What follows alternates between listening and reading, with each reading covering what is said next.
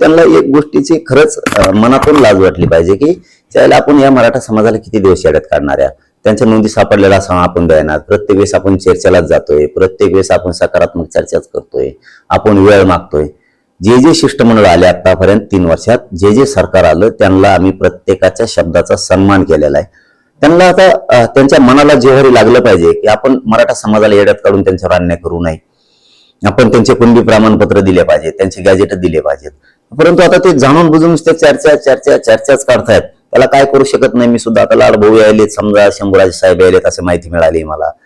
सामंत साहेब यायलेत, आमचे विखे पाटील साहेब पण यायलेत. आता काय करतेत बघूयात, काय होतंय काय नाही, काय म्हणणं आहे त्यांचं लक्षात येईल. पण त्यांनी गैरसमाजातून बाहेर पाडावं की आम्ही वारंवार आंदोलन उभा राहिलं की मराठा समाजाला गोड बोलून शब्द देऊन फसू, JR काढू, प्रमाणपत्र देणार नाहीत, फसू. आम्ही 58 लाख नोंदी शोधू, प्रमाणपत्र देणार नाहीत, ज्याचे दिले त्याला व्हॅलिटी देणार नाहीत, गोड बोलून आम्ही मराठ्यांना फसू. ह्या गैरसमाजातून मात्र त्यांनी आता बाहेर यावं. आता मराठा कायमचा तटस्थ झालेला आहे. कारण त्याच्या लक्षात आलंय आता की हे यांना निवडून आपण दिले आणि हे आपलं पोरींचं वाटोळं करायला लागले. आता यांना सुट्टी नाही. आणि मी जाहीर सांगतो 28 ऑगस्टच्या तुम्हाला काय करता येईल ते करायचं. 29चं आंदोलन थांबत नाही. पाटील, मंत्री छगन भुजबळ असं म्हटलेत की जरांगे पाटील यांचा लढा शासनाच्या विरोधात आहे, आमच्या विरोधात नाही. ते भुजबळ साहेब काय ते साबर आहे. त्याच्या लक्षात आलंय बाबा की बाबा आता हे मराठ्यांच्या नोंदी सापडल्यात म्हणजे राज्यघटनेच्या नियमाप्रमाणे आहेत, संविधानाच्या नियमाप्रमाणे आहेत, 1967च्या आरक्षणाच्या नियमाप्रमाणे. त्यामुळे ह्या नोंदी ह्या द्यावाच लागणार आहेत. उगाच मराठ्यांचा वैरी होण्यात मजा नाही. कारण मताच्या टायमाला लई फजिती होती, मतं घ्यायच्या टायमाला हाल होत आहेत.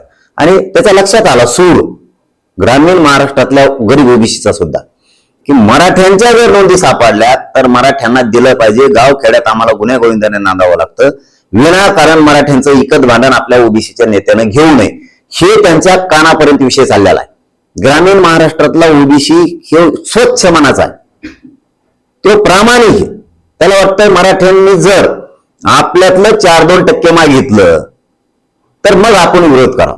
पण त्यांच्या नोंदी सापडल्या, त्यांचे गॅजेट आहेत, त्यांच्या सरकारी दस्तावेज आहेत, आपण कसं काय विरोध करायचा आहे.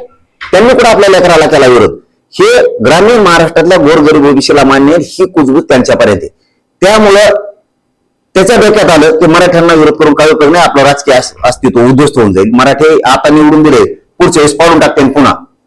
त्यामुळे नादी लागलं नाही. आता ते बावनकुळ्या जाणं आणि ते लफडं जाणं ते कळकळून हसतोय. आता तो मोकळा झाला याच्यातून. आणि हे सत्य की ग्रामीण महाराष्ट्रातल्या ओबीसीला वाटतंय मराठ्यांच्या नोंदी सापडल्यात, मराठ्यांची गॅजेट सापडल्यात, मराठ्यांना आरक्षण दिलं पाहिजे.